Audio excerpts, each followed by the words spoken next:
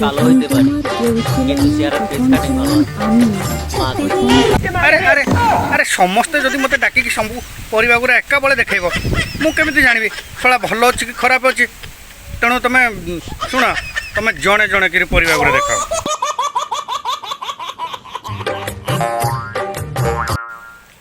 ଶୁଣ ମତେ ଆଳୁ ଟିକେ ଦେଖାଅ। ନା ନା ନା ନା ନା ଇଏ ଚଳିବନି ନା। ଦେଖ ଏତେ ବଡ଼ ବଡ଼ ଆଳୁ ଘରେ ତ ଆମେ ସ୍ୱାମୀ ସ୍ତ୍ରୀ ଯୋଡ଼ିଏ ତେଣୁ ବଡ଼ ବଡ଼ ଆଳୁ ନେଇକି କ'ଣ କରିବୁ ଟିକେ ଛୋଟ ସାଇଜ୍ର ଦେଖାଅ। ନାହିଁ ନାହିଁ ତମ ପାଖରେ ହଉ ଛାଡ଼ ମୁଁ ଦୁସରା ଦୋକାନକୁ ଯାଉଛି। ଆଉ ମାଉସୀ ଫୁଲକୋବି ଅଛି ତମ ପାଖରେ ଦେଖେଇଲ ଟିକେ ଦେଖେଇଲ। কিন্তু চেহারা ফেস কাটিং ভালো আছে।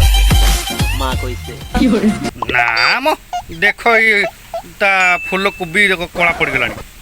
ନା ଇଏ ଫୁଲକୋବି ଚଳିବନି ନା।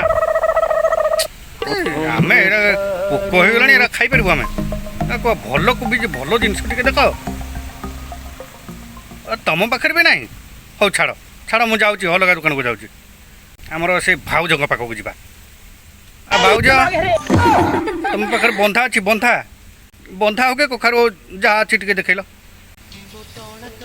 ଆଚ୍ଛା କଖାରୁ ହଉ ଟିକେ ଫାଳେ ଦେବ ସେଥିରୁ ଯାହା କେମିତି କଖାରୁରେ ରଖିଛ।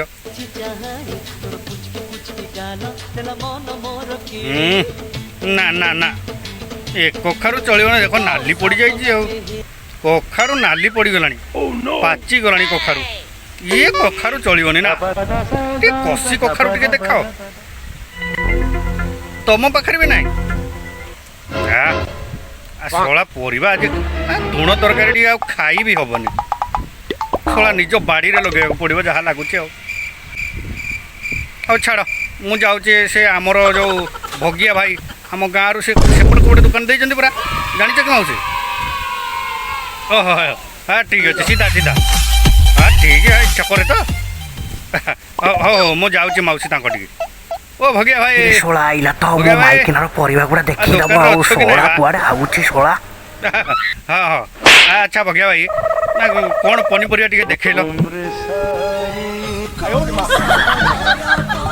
ଭଗିଆ ଭାଇ ତମେ ବୁଝିଲ ବଡ଼ ଅବାଗିଆ ଲୋକ। ପରିବା ଗୁଡ଼ା ଢାଙ୍କିକି ରଖୁଛ। ହାତ ଉଠାଉନ ଟିକେ ଆମେ ଟିକେ ଦେଖିବୁନୁ। ତମେ ଭାରି ଅବାଗିଆ ଲୋକ ଗୋଟେ ହେଇଥିବ। ଗୋଟେ ଗାଁ ଲୋକ ଆସିଛନ୍ତି କ'ଣ କେମିତି ଟିକେ ଚାହା ପାଣି ଦେବା କି ପନିପରିବା କ'ଣ ଟିକେ ଦେବା ସେ ଜିନିଷ ନାହିଁ ତମର। କାଇଁ ଭାଉଜ ତ ଦେବାକୁ ରେଡ଼ି ଅଛନ୍ତି। ଆଉ ଭଗିଆ ଭାଇ ଦିଅ ତ ଦିଅ ତମ ପରିବା ଟିକେ ଦିଅ ଭଗିଆ ଭାଇ। ଭାଇଲ ଭାଇଲ ଭାଇଲ ଭାଇ ଭାଇ ଭଗିଆ ଭାଇ ଦିଅ ତମ ପରିବା ଟିକେ ଦିଅ ଲୋ ଭଗିଆ ଭାଇ।